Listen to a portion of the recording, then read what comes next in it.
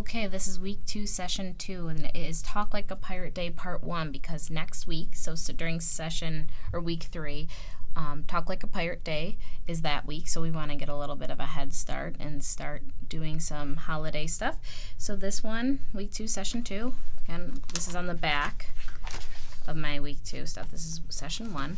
So here's my materials that I would need, and first, they can make an eye patch. So you just need a printout of these and maybe 2 printouts if you have more than 18 students. You may need 3 depending on how big your caseload is. So what I do is I just quickly cut through them, give them to the student, and then they have to cut them out nice.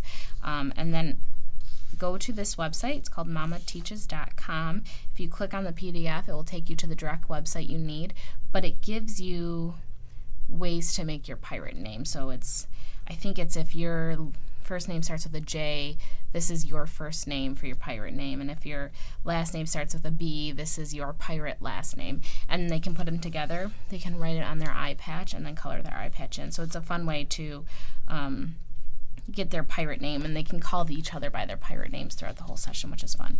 So they color this, put strings in the holes, and then they can wear their pirate eye patch for this week and next week if it's not too distracting. What I have them do is I use the articulation word list or the language word list, and I will have them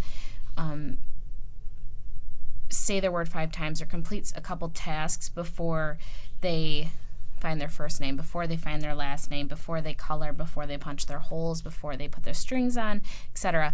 And the nice thing about doing this type of stuff along with the progress monitoring is when you have a student completing a task, the other students are working on something that they just completed. So I'll have student number 1 say one of his words 5 times, and then he gets to write his first name while I'm going through the other students. So it just is a way to get all the students done at the same time, even if it's a mixed group and they're working on different tasks.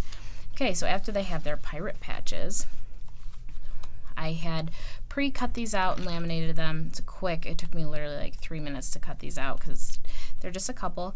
I have all the students go out in the hallway except one. So that one student goes into the classroom, they get 3 cards, and they have to follow the directions. So hide me in between something, hide me below something, hide me above something.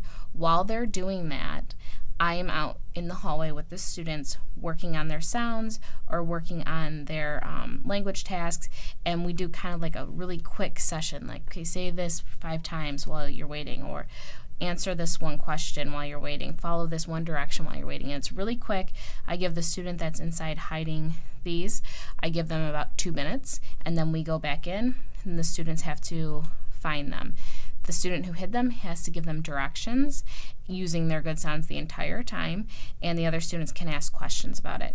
Now, what I do for this, why I like doing this, is after we had just worked on their sounds out in the hallway, they have to remember, and I constantly am reminding them when they're looking for their sounds and they're asking questions or they're giving directions on where to find these, I am constantly reminding them to use their good sound in the conversational setting. So if I catch one of them saying it different or saying it wrong, then I will stop them and have them say it again or ask the same question.